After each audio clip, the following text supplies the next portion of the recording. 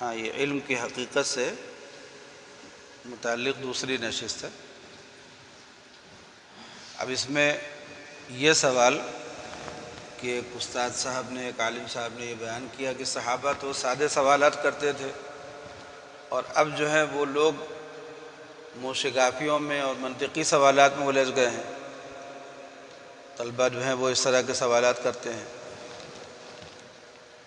تو اس پر اس کو سمجھ لینا ضروری ہے کہ صحابہ کے زمانے تک دشمنوں نے موشگافیاں نہیں کی تھی، تو اس لیے صحابہ کو اس کا جواب سیکھنے کی ضرورت نہیں پڑی۔ پھر بھی جو کچھ موشگافی ہوئی ہے اس کا جواب تو قرآن پاک نے دیا۔ یہود نے کہا نا کہ اگر یہ پیغمبر ہیں تو ان سے پوچھو کہ روح کیا چیز ہے۔ اب روح کا جواب، روح کے بارے میں سوال کرنا یہ کتنا مشکل سوال ہے۔ اس وقت سے لے کر کے آج تک جتنے سائنسداں بھی ہوئے ہیں جنہوں نے باقاعدہ اسی پر اپنی زندگی کھپا دی ہے، ان کو نہیں خبر ہے کہ روح کیا چیز ہے۔ تو اتنا مشکل سوال یہود نے کروایا۔ ایسے ہی یہود نے کہا کہ پوچھ لو کہ اصحاب کہف کون ہے، پوچھو کہ ذوالقرنین کون ہے۔ تو تاریخ کا سوال کیا، اور دیکھو سائنس کا سوال کر لیا، حقیقت پوچھ لیا نا، کسی چیز کی حقیقت اور ماہیت پوچھ لینا فلسفے کا سوال ہے نا۔ یسألونک عن الأہلہ، وہ آپ سے پوچھ رہے ہیں چاند کے بارے میں کہ چاند گھٹتا بڑھتا کیوں ہے، تو یہ تو فلکیات کا سوال ہو گیا۔ یسألونک عن المحیض، یہ آپ سے پوچھ رہے ہیں کس کے بارے میں، حائضہ کے بارے میں، تو اس کا مطلب یہ ہوگا کہ فقہ کا سوال ہے۔ یسألونک عن الشہر الحرام، یہ آپ سے پوچھ رہے ہیں شہر حرام کے بارے میں کہ اس میں قتال کی اجازت ہے کہ نہیں، جو 4 مہینے اشہر حرم کہلاتے ہیں۔ تو سوال تو کر رہے تھے نا۔ ایسے ہی یسألونک ماذا ينفقون، یہ آپ سے پوچھ رہے ہیں کہ کیا خرچ کریں، کتنا خرچ کریں۔ تو جب صحابہ سوالات کرتے تھے تو کچھ سوال تو وہ ہوتا تھا جو فقہ سے متعلق ہوتا تھا، بھئی ہم نماز پڑھیں، ایسے روزہ رکھیں، زکوٰۃ دیں، کیا کریں۔ اور کچھ سوالات جو ہیں وہ دوسروں کی موشگافیوں کی وجہ سے، دشمنوں کی شرارتوں کی وجہ سے پیدا ہوئے ہیں۔ انہوں نے کہا کہ جاؤ اگر یہ نبی ہیں تو یہ جواب دیں، اگر یہ صحیح ہیں تو یہ بتائیں۔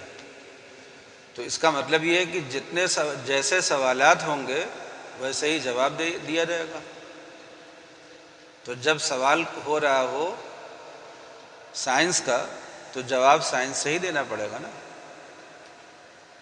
فلسفے سے جب سوال ہو رہا ہو تو اس فلسفے کو حاصل کر کے پھر اس کا جواب دینا پڑے گا۔ تو سوال جس درجے کا آئے گا ویسے ہی جواب اس کا دینا پڑے گا۔ یہ شروع سے اسلام کے ساتھ رہا ہے، لوگوں نے سوالات کیے ہیں اور اللہ نے ان کا جواب دیا ہے، نبی کریم صلی اللہ علیہ وسلم نے جواب دیا ہے، اور جواب دینے کے لیے آپ بے چین ہوئے ہیں، آپ کے اوپر اس کا تقاضا ہوا کہ آپ جواب دیں۔ بعض جگہوں پر اللہ تعالیٰ نے جواب وہ دیا جو انہوں نے پوچھا، اور بعض جگہوں پر اللہ تعالیٰ نے فرما دیا کہ اس کی حقیقت تم نہیں سمجھ پاؤ گے، تو جتنا ہم تم کو سمجھا دے رہے ہیں بس اتنا سمجھ لو، یعنی جو تم متعلق ہے جتنا نفع اتنا سمجھ لو۔ تو کہیں اس طرح سے جواب دیا، کہیں وہ جواب دیا، یعنی جس کو کہا جاتا ہے کہ کہیں سوال کے مطابق جواب دیا اور کہیں سائل کے مطابق جواب دیا، ٹھیک۔ اور جواب جب تک طابق النعل بالنعل نہ ہو، سوال کے بالکل مطابق نہ ہو، اس وقت تک جواب نہیں ہوتا ہے۔ تو جب دوسری قومیں مسلمانوں پر حملہ آور ہوں کسی بھی فن کے راستے سے، تو اس فن کے اعتبار سے جب تک ان کا جواب نہیں دو گے اس وقت تک وہ مطمئن نہیں ہوں گی، ان کو لگے گا نہیں کہ تم نے جواب دیا ہے، تو ان کے دماغ میں یہ بات بیٹھ جائے گی کہ تمہارے پاس اس کا جواب نہیں ہے۔ اور اگر ان کو یہ خیال ہو گیا کہ ان کے پاس جواب نہیں ہے تو یہ ہماری طرف سے رکاوٹ کا سامان ہو جائے گا ان کے لیے۔ تو جب تک صحابہ کرام کا دور تھا فلسفہ نہیں آیا تھا مسلمانوں میں، تو اس کی موشگافیاں بھی نہیں تھیں، لیکن جب صحابہ سے آگے سلسلہ بڑھا، ان لوگوں تک اسلام پہنچ گیا جو پہلے سے فلسفہ و منطق وغیرہ پڑھے ہوئے تھے، جانتے تھے، تو ان کی طرف سے سوالات بھی آئے۔ دیکھو موسیٰ علیہ السلام کے زمانے میں جو اس زمانے کا بڑا طبیب تھا، بڑا فلسفی تھا، اس نے سوال کروایا تھا کہ نہیں؟ اس نے کہا تھا نا کہ موسیٰ علیہ السلام سے پوچھنا، اگر وہ اپنے کو پیغمبر کہتے ہیں تو ان سے پوچھنا کہ اگر آسمان کمان ہو اور حوادث تیر ہوں تو انسان کہاں پناہ لے؟ تو جب سائل نے آ کر کے نقل کیا اور حضرت موسیٰ علیہ السلام نے فرمایا کہ تیر چلانے والے کے پاس چلا جائے، کہیں بھاگے نہیں بلکہ تیر چلانے والے کے پاس آ جائے، تو تیر اپنے پاس والے کو تو مارا نہیں جاتا۔ تو جب یہ جواب اس فلسفی کو پہنچا تو اس نے کہا کہ یہ جواب پیغمبر کے علاوہ کوئی نہیں دے سکتا۔ تو اس کا مطلب یہ ہے کہ اگر کوئی فلسفی سوال کرے اپنے عقل کی روشنی میں، اپنے فہم کی روشنی میں، تو اس کا جواب دینا ہوگا نا۔ اگر ہم یہ کہہ دیں کہ نہیں ہم کو تمہارے فلسفے سے کوئی دلچسپی نہیں ہے، ہم تمہارا جواب نہیں دیں گے، تو اس کا مطلب یہ کہ ہم نے اپنی کمزوری کا اظہار کیا کہ ہم عقل کے مقابلے میں نہیں ٹھہر سکتے۔ حالانکہ اسلام نے جو تعلیم دی ہے وہ یہ کہ اگر کوئی تمہارے سامنے طاقت لے کر کے آئے، جسم کی طاقت، تو تم اس کے سامنے جسم کی طاقت دکھاؤ۔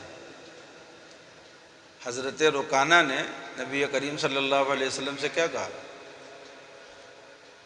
پہلوان تھے وہ، تو انہوں نے کہا کہ آپ مجھے کشتی میں ہرا دیے تو میں اسلام قبول کر لوں۔ تو آپ نے فرمایا کہ چلو بسم اللہ۔ تو آپ نے وہ جو کشتی میں اس سے مقابلہ کر لیا، یہ کس وجہ سے؟ تاکہ تم جس طرح سے اسلام قبول کر لو۔ تو ایک شخص ہے وہ کہتا ہے کہ میں عقلی طور پر اگر مطمئن ہو جاؤں تو میں اسلام قبول کر لوں۔ تو ہم نے کہا کہ نہیں، ہم تمہاری عقل کے ٹھیکیدار نہیں ہیں، تم جاؤ، تم مرو، کفر کی حالت میں مرو۔ یہ جواب کوئی دے سکتا ہے لیکن امت مجموعی طور پر نہیں دے سکتی۔ امت کو مجموعی طور پر اس کا جواب دینا ہوگا کہ جس راستے سے اس کا سوال ہے اس راستے کو پہلے سمجھو اور پھر اس کا جواب اس کو اس طرح دو کہ وہ مطمئن ہو سکے۔ اگر وہ مطمئن ہوتا ہے اور اسلام قبول کرتا ہے تو یہی ہمارا مقصد ہے۔ ہمارا مقصد تو اسلام کو پھیلانا ہے۔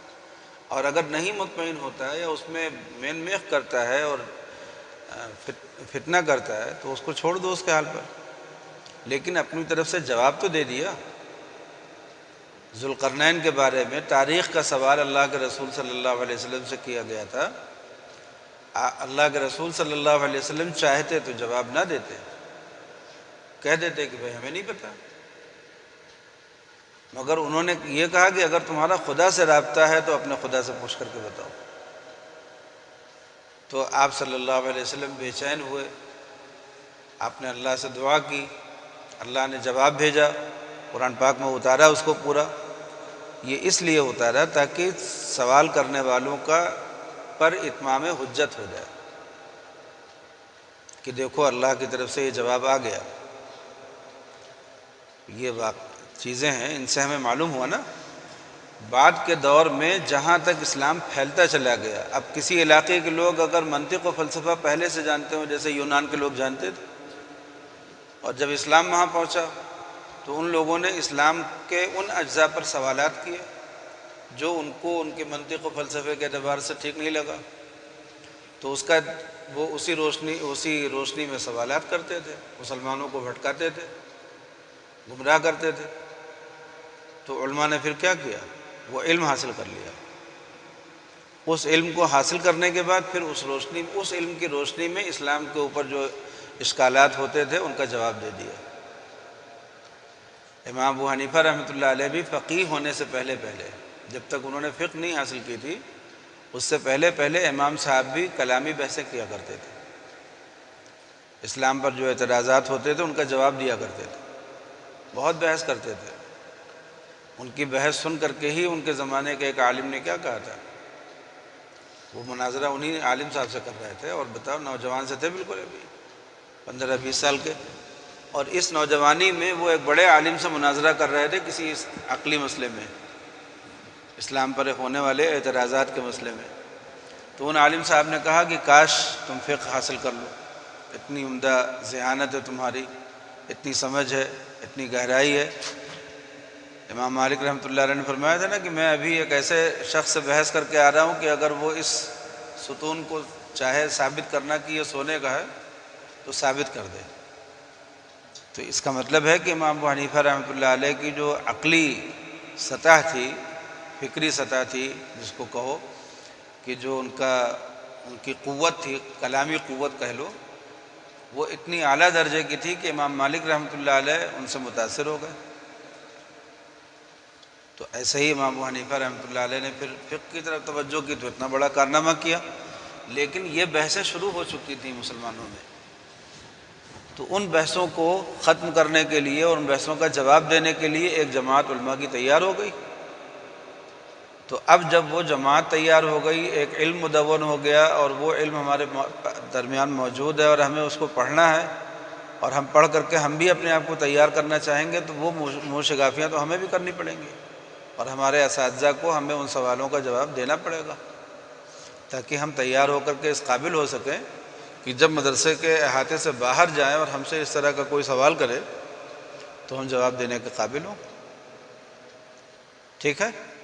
تو منہ شگافیاں جو ہیں، یہ کہنا کہ صحابہ تو سادہ ایمان رکھتے تھے اور تم بھی سادہ ایمان رکھو، تو سادہ ایمان رکھو گے تو نجات ہو جائے گی، لیکن جو لوگ غیر مسلم ہیں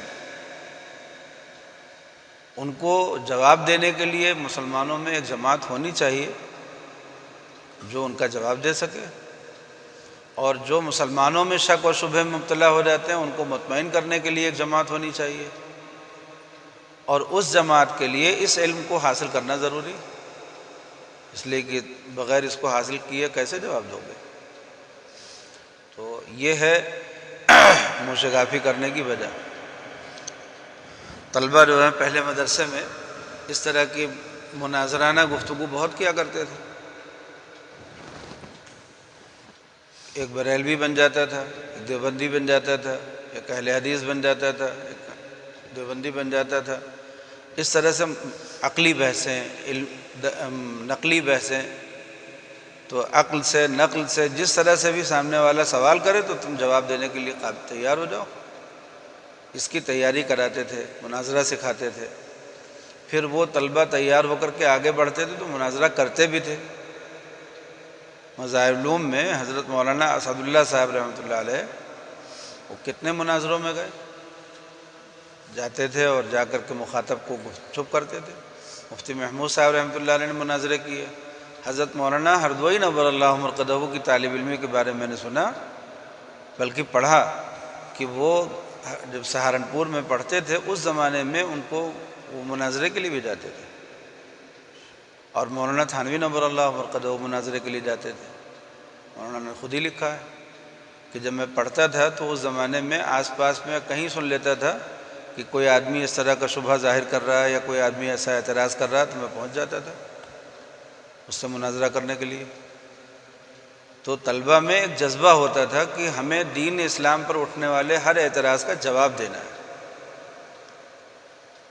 اور اس جواب دینے کے لیے ہمیں تیار ہونا ہے، نقل سے بھی اور عقل سے بھی۔ تو نقل سے تیاری کا مطلب حدیث و قرآن اور فقہ، اور عقل سے تیار ہونے کے لیے ضروری ہے کہ کلام اور فلسفہ اور منطق۔ تو ہر اعتبار سے مکمل طور پر تیار ہو کر کے بیٹھ جاتے تھے کہ اب آؤ سوال کرو، دیکھو کسی طرف سے بھی آؤ گے تو یہ حملہ آور ہونے والے لوگوں کے لیے ہے، ورنہ تو ہر انسان کا اپنا جو ایمان ہو وہ تو جتنا سادہ ہو اتنا اچھا ہے۔ تو جتنے اللہ والے گزرے ہیں ان کا ایمان سادہ ہی ہوتا ہے، اور جتنے بزرگان دین گزرے ہیں ان کا ایمان بھی سادہ ہوتا ہے۔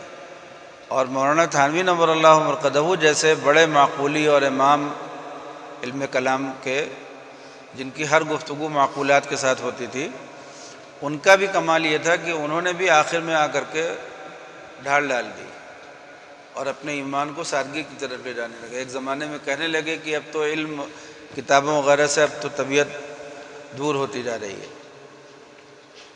اب تو یہ سمجھ میں آتا ہے کہ اب یہ کر لیا جائے، اللہ کا نام لینا سمجھ میں آ رہا ہے۔ تو وہ آخر میں جا کر کے علم ایمان اسی سادگی کی طرف چلا گیا کہ اتنے ہی سے کام چل جائے گا سب کا۔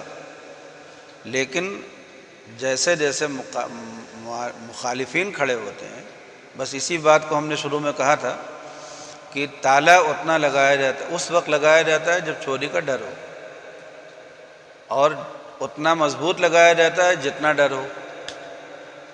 یہی بات شروع میں کہی تھی ہم نے کہ جتنا ڈر ہوگا اتنا طاقتور تالا لگائیں گے۔ ایسے ہی اپنی جائیداد کی حفاظت کرنے کے لیے جتنا بڑا خطرہ ہوگا اتنی ہی بڑی باڑ لگائیں گے۔ بس یہی اسلام میں علم کلام کی اہمیت ہے، ضرورت ہے کہ جتنے زیادہ مخالفین کی طرف سے خطرات ہوں گے اور جن جن راستوں سے وہ آئیں گے اسلام پر، ان راستوں پر ہم باڑ لگائیں گے، اور عقل سے، نقل سے، تاریخ سے، فلسفے سے، ہر فن سے جہاں جو جواب دینے کی ضرورت پڑے گی جواب دیں گے۔ ٹھیک، اب یہ کیا ہو گیا اس وقت کا عنوان آج کی مجلس، جو اب دوسری مجلس ہے؟ یہ تو 16 ہی منٹ کی 17 منٹ کی مجلس ہوئی ہے، اس کا کیا عنوان رکھا جائے گا؟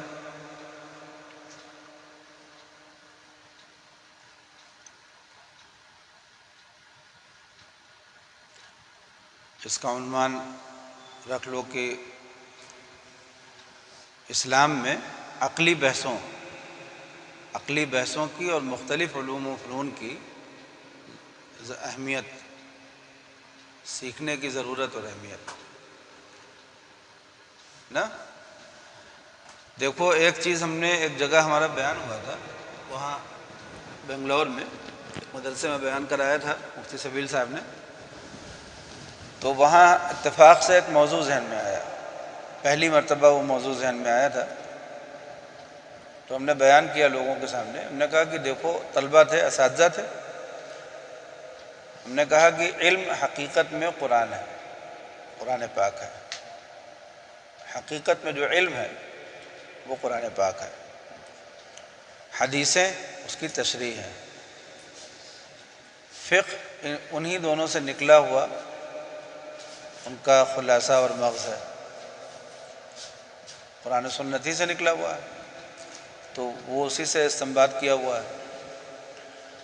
اور یہ جو علوم آداب ہیں، جو 8 علوم ہم نے بتایا نا، علم ادب کہلاتے ہیں، تو یہ جو علوم آداب ہیں یہ بھی اس لیے حاصل کیے جاتے ہیں تاکہ قرآن پاک سمجھ سکیں۔ بچپن میں ہمیں الف با تا سا پڑھایا گیا تاکہ ہم قرآن پاک پڑھ سکیں، تو اس کا مطلب یہ کہ جو ہمیں ابجد حوض کی تعلیم ملی وہ بھی قرآن پاک کے لیے ملی، قرآن پاک ہی یاد کرایا گیا، نمازیں مقرر ہوئیں قرآن پاک کے لیے، اور اسی لیے بغیر قرآن پاک کے نماز نہیں ہوتی، اور تراویح تو خاص قرآن پاک ہی کے لیے مقرر ہوئی ہے، اسی کی حفاظت کے لیے مقرر ہوئی ہے۔ اور دیکھو ہر عبادت میں جب تک اس کی نسبت قرآن پاک کے ساتھ نہ جڑے وہ عبادت معتبر نہیں ہوتی ہے۔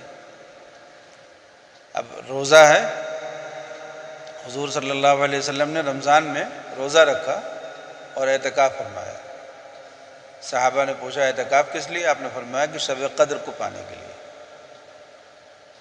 تو اللہ کے رسول صلی اللہ علیہ وسلم نے شب قدر کو پانے کے لیے اعتکاف فرمایا، پہلے عشرے میں نہیں ملی تو پھر آپ نے دوسرے عشرے میں کیا، پھر تیسرا عشرہ کیا، شب قدر کو پانے کے لیے اعتکاف ہوا، آج بھی کیا جاتا ہے۔ شب قدر کون سی رات ہے؟ جس میں قرآن نازل ہوا، سمجھ رہے ہو؟ قرآن پاک کے نازل ہونے کی وجہ سے شب قدر ہو گئی، اور اس شب قدر کی وجہ سے رمضان ہو گیا۔ اللہ تعالیٰ نے فرمایا شہر رمضان الذی انزل فیہ القرآن، تو رمضان جو سب مہینوں میں افضل ہے کس لیے ہے؟ قرآن پاک کی وجہ سے۔ اور شب قدر سب راتوں میں افضل ہے قرآن پاک کے نزول کی وجہ سے۔ اور ہمارے نبی صلی اللہ علیہ وسلم تمام انبیاء میں افضل ہیں اس لیے کہ ان پر قرآن پاک نازل ہوا ہے۔ اور یہ امت ساری امتوں سے بہتر ہے، کنتم خیر امۃ، اس لیے کہ اس کے اوپر قرآن پاک اس کو دیا گیا ہے۔ تو قرآن پاک یہ اللہ کا کلام ہے، اللہ کی کتاب نہیں ہے، صرف اللہ کی کتاب بھی ہے اور اللہ کا کلام بھی ہے۔ اور کلام صفت ہوتی ہے ذات کی، تو جب وہ ذات کی صفت ہے تو گویا جب یہ کلام پڑھا جاتا ہے تو ہم اس ذات کے ساتھ جڑ جاتے ہیں۔ اسی لیے جس سینے کے اندر ذرا بھی قرآن پاک ہوگا اس پر عذاب قبر نہیں آ سکتا، اور اس کو جہنم کی آگ نہیں جلا سکتی، اس لیے کہ اللہ کی صفت کو کہ صفت کے ہوتے ہوئے کیسے کوئی چیز آ سکتی ہے۔ تو حقیقت میں جو علم ہے وہ کیا ہے؟ قرآن پاک ہے۔ حدیثیں جتنی ہیں سب تشریح ہیں، اور نبی اس کے شارح ہیں، اور فقہ انہی حدیث و قرآن سے مستنبط مسائل ہیں۔ اور منطق و فلسفہ جو پڑھایا جاتا ہے یہ بھی قرآن پاک پر ہونے والے عقلی اعتراضات کا جواب دینے کے لیے ہے۔ اور جو بقیہ علوم پڑھائے جاتے ہیں، علوم آداب، یہ بھی قرآن پاک کو سمجھنے کے لیے ہیں۔ اور فارسی جو پڑھائی جاتی ہے وہ اپنے ان اکابر کی کتابوں سے استفادہ کرنے کے لیے ہے جنہوں نے، جو ایسے ملکوں میں تھے جہاں پر فارسی بولی لکھی جاتی تھی، تو انہوں نے اس زمانے میں فارسی میں تصنیفات کی تھی، تو ان کی تصنیفات سے اپنے آپ کو وابستہ رکھنے کے لیے فارسی پڑھائی جاتی ہے۔ تو اب تم غور کرو تو حقیقت میں مرکز جو ہے سب کا وہ قرآن پاک ہے۔ تو ہم نے اس مدرسے میں تقریر یہ کی تھی کہ جب تک کسی بھی علم کو اس لیے پڑھایا جائے کہ وہ قرآن پاک کی خدمت کرنے کے لیے ہے، جب تک وہ علم ہے، اور جب کسی علم کو اس لیے نہ پڑھایا جائے تو وہ علم نہیں ہے۔ اب تو واضح ہو گئی ہوگی بات کہ جب کسی علم کو ہم اس لیے پڑھاتے ہیں تاکہ ہم قرآن پاک سے وابستہ اس کو کریں، قرآن پاک کے لیے پڑھتے ہیں، تو پھر وہ علم ہے۔ اور اگر قرآن پاک کے لیے نہیں ہے، اس کی نسبت اس سے نہیں ملتی، تو پھر وہ علم نہیں ہے۔ تو اس تقریر کو کرنے کے بعد ہمارا دل بہت خوش ہوا تھا کہ آج اللہ تعالیٰ نے ہمیں پورا درس نظامی سمجھا دیا۔ ہم کو درس نظامی میں جتنی کتابیں شامل ہیں ان سب کی وجہ سمجھ میں آ گئی کہ کون سا فن کس لیے شامل کیا گیا ہے، اس کے مقاصد کیا ہیں، اور اس کو بیان کرنے کے لیے الحمدللہ پہلی مرتبہ ایک مضمون آ گیا تھا۔ تو اس طرح سے آج کی مجلس میں چونکہ اس کو محفوظ بھی کر رہے ہو تم لوگ، تو اس مجلس میں ہم نے سوچا کہ وہ مضمون بھی بیان کر دیا جائے تاکہ ہماری بات پوری ہو جائے اور یہ محفوظ بھی ہو جائے، تو لوگوں کو بھی اس کا نفع ہو جائے گا۔ اور یہ بھی اسی علم کی حقیقت ہی کا دوسرا حصہ ہے، یہ مجلس بھی اسی کا دوسرا حصہ ہے، دوسری نشست ہو گئی۔ اور اب یہ 24 منٹ کی گفتگو ہو گئی، تو پہلی 30 منٹ کی تھی اور یہ 24 منٹ کی، تو ملا کر کے 1 گھنٹے کے قریب کا بیان ہو جا رہا ہے۔ تو جو درس کا وقت رکھا گیا تھا 1 گھنٹہ، وہ تقریباً پورا ہو رہا ہے۔ اللہ تعالی ہم سب لوگوں کو علم نافع عطا فرمائے، عمل صالح کی توفیق عطا فرمائے۔ علم نافع کی حقیقت کیا ہے؟ 2 لفظ اس پر بھی ہو جائے۔ علم نافع کس کو کہتے ہیں؟ اس لیے کہ ہم نے جو شروع میں خطبے میں پڑھا تھا، تو اللہم انی اسألک علما نافعا اور اللہم انی اعوذ بک من علم لا ینفع، یہ پڑھا تھا نا۔ تو یہ بھی سمجھ لینا ضروری ہے کہ علم نافع کیا ہے اور علم غیر نافع کیا ہے۔ نفع 2 طرح کا ہوتا ہے، ایک نفع وہ ہوتا ہے جو ہمیں ہماری دنیا درست کرتا ہے. دنیا کو درست کرنے کے لیے دو چیزیں ہوتی ہیں: جلب منفعت، دفع مضرت. یعنی اپنی خواہش اور ضرورت کی چیزوں کو حاصل کرنا اور اپنے کو نقصان پہنچانے والی چیزوں سے اپنے آپ کو بچانا. یہی دو مقصد ہوتے ہیں انسان کے نا. تو جو چیز یہ کام کرتی ہو وہ نافع ہے. یا تو ہمیں ہماری جو ضرورت اور خواہش ہے اس میں سے وہ کچھ پورا کرے، اور یا جو چیزیں ہمیں نقصان کرتی ہیں ان کو دفع کرے. تو یہ ہمارا منافع ہو گیا. اب جو علم ان دونوں میں سے کسی میں کام آئے تو وہ کیا ہوگا؟ نافع ہو گیا. اور جو جن کا ان دونوں سے کوئی تعلق نہ ہو وہ غیر نافع ہو گیا. اس کو آسان لفظوں میں اگر ہم یہ کہیں کہ جس علم سے ہمیں دنیا یا آخرت کا کوئی فائدہ ہو تو وہ علم نافع ہے. جس علم سے ہمیں دنیا یا آخرت کا کوئی نقصان ہو تو وہ غیر نافع ہے. اور حدیث شریف میں سکھایا گیا کہ اللہ ہمیں علم ایسا دیے جو ہمیں نفع پہنچائے. علم نفع کب پہنچاتا ہے؟ جب اس پہ عمل ہو، یعنی اس کے مطابق عمل ہو. اگر ایک شخص کے سامنے ایک برتن میں بہت عمدہ قسم کا کھانا لایا جائے اور اس میں جو اجزاء ہیں، یہ اس آدمی کو سارے اجزاء اور ان کی ساری تفصیلات پتہ ہے، اس کو معلوم ہے کہ اس میں ایک ایسی چیز ڈالی گئی ہے جو ہمیں نقصان کرے گی، یعنی وہ کھانا اندر جاتے ہی ہاتھوں کو پھاڑ دے گی وہ چیز اور ہم مر جائیں گے. تو اس کو علم حاصل ہے، اس نے پڑھ لیا تھا، لیکن کھانا اس نے کھا لیا. اس نے کہا مزیدار ہے، بھوک بھی لگ رہی ہے ہمیں، کھا لو، پھر بعد میں دیکھا جائے گا. تو اس نے باوجود اس علم کے کہ اس میں ایک ایسی چیز پڑی ہے جو اس کو تباہ کر دے گی، پھر بھی کھا لیا. تو یہ کیا ہے؟ علم نافع ہوا کہ غیر نافع ہے؟ یہ غیر نافع ہے. تو اس علم جو ہوتا ہے نافع تب ہے جب انسان کو اس کے فائدے کی چیزیں حاصل کرنے میں مدد دے اور اس کے لیے جو نقصان دہ چیزیں ہیں ان سے روکنے میں مدد دے. اگر روک نہیں پا رہا ہے تو علم غیر نافع ہے، اور اگر وہ حاصل نہیں کرا پا رہا تو علم غیر نافع ہے.